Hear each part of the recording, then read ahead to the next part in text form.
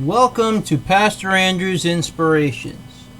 If you enjoy these videos, please click on the red subscribe button below and the bell for more. Welcome to our online church, a congregation made up of many from around the world. No offering is necessary. Subscribing and watching videos will keep us alive under God's watchful eyes. Today we will be talking about biblical names, starting with H, part 12. This part consists of 3 sections, and this is section C. Hittite. The Hittite language was a distinct member of the Anatolian branch of the Indo-European language family, along with the closely related Luwian language. Hittite is the oldest historically attested Indo-European language, referred to by its speakers as nešili in the language of Nesa. The Hittites called their country the Kingdom of Hattusa, or Hatti in Akkadian, a name received from the Hattians, an earlier people who had inhabited and ruled the central Anatolian region. They spoke an unrelated language known as Hattic. The modern, conventional name Hittites is due to the initial identification of the people of Hattusa with the Biblical Hittites by 19th century archaeologists. The history of the Hittite civilization is known mostly from cuneiform texts found in the area of their kingdom and from diplomatic and commercial communications found in various archives in Assyria, Babylonia, Egypt, and the Middle East. The decipherment of which was also a key event in the history of Indo-European studies. Scholars once attributed the development of iron smelting to the Hittites of Anatolia during the late Bronze Age with their success, largely based on the advantages of a monopoly on ironworking at the time. But the view of such a Hittite monopoly has come under scrutiny. It no longer has scholarly consensus support as part of the late Bronze Age, early Iron Age. The late Bronze Age collapse saw the slow, comparatively continuous spread of ironworking technology in the region.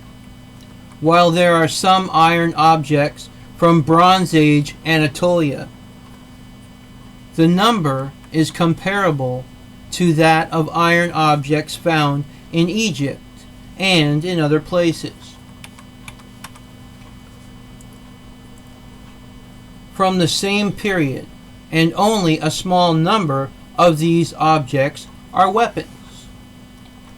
Hittites did not use smelted iron, but rather meteorites. The Hittite military made successful use of chariots. In classical times, ethnic Hittite dynasties survived in small kingdoms scattered around the areas of present-day Syria, Lebanon, and the Levant. Lacking a unifying steadiness, their descendants scattered and ultimately merged into the modern populations of Levant, Turkey, and Mesopotamia. During the 1920s, interest in the Hittites increased. In 1923, the Republic of Turkey was founded. The Hittites attracted the attention of Turkish archaeologists. During this period, the new field of Hittitology also influenced the naming of Turkish institutions, the state-owned Edda Bank or Hittite Bank. the foundation of the Museum of Anatolian Civilizations in Ankara, which is 124 miles west of Hittite capital of Hattusa. It houses the most complete exhibition of Hittite art and artifacts in the world.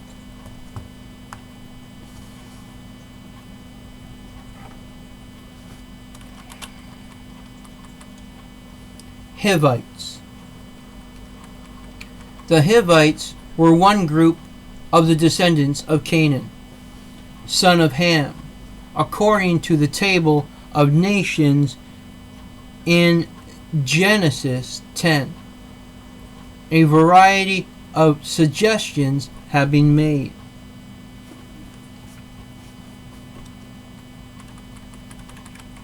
Beyond the references in the Bible to Hivites in the land of Canaan, no consensus has been reached about their precise historical identity. Within the Hebrew Bible, Hivites are often listed among the inhabitants of Canaan, promised to the descendants of Abraham. Genesis chapter 36 in the Masoretic text mentions that one of Esau's wives was Oholibamah, that is Oholibamah, the daughter of Anna, the daughter of Zibeon, the Hivite, who is also described as of the daughters of Canaan. However, textual evidence from the Septuagint and Genesis chapter 36 suggests that Zibeon was originally referred to not as a Hivite, but a Horite. The book of Joshua claims that Hivites were one of 7 groups living in the land of Canaan. When the Israelites under Joshua commenced their conquest of the land in Joshua chapter 3, these 7 nations were to be exterminated. The Hittites, the Girgashites, the Amorites, the Canaanites, the Perizzites, the Hivites, and the Jebusites.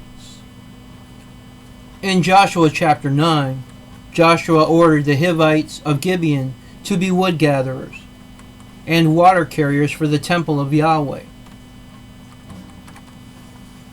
The Bible records that David's census included Hivite cities. During the reign of Solomon, they are described as slave laborers for his many building projects. It is not clear if, when, or how they ceased to be a separate group before the Israelite kingdoms came to an end.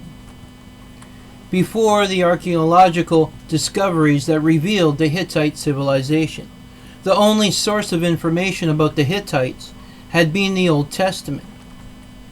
Francis William Newman expressed the critical view, common in the early 19th century. No Hittite king could have compared in power to the king of Judah. As the discoveries in the second half of the 19th century revealed the size of the Hittite kingdom, Archibald Sayce asserted that rather than being compared to Judah, the Anatolian civilization was worthy of comparison to the divided kingdom of Egypt. It was infinitely more powerful than that of Judah. Sayce and other scholars also noted that Judah and the Hittites were never enemies. In the Hebrew texts, in the books of Kings, they supplied the Israelites with cedar, chariots, and horses. In the book of Genesis, they were friends and allies to Abraham. Uriah the Hittite was a captain in King David's army and counted as one of the mighty men in the 1 Chronicles chapter 11. Hezekiah. Hezekiah is the name of 3 minor figures in the Hebrew Bible. A son of Neriah and descendant of David, mentioned in the royal genealogy of 1 Chronicles chapter 3. a figure mentioned in passing in Ezra chapter 2 and Nehemiah chapter 7 as the ancestor of some of the exiles who returned from Babylonian captivity, and an ancestor of the prophet Zephaniah or Zephaniah. This was the biblical name starting with H part 12. Please stay tuned for part 13, starting with Hobab's story. If you like these videos, please click on the red subscribe button below and the bell for more. Adonai Nisi, the Lord, is our banner. God's blessings be upon us all.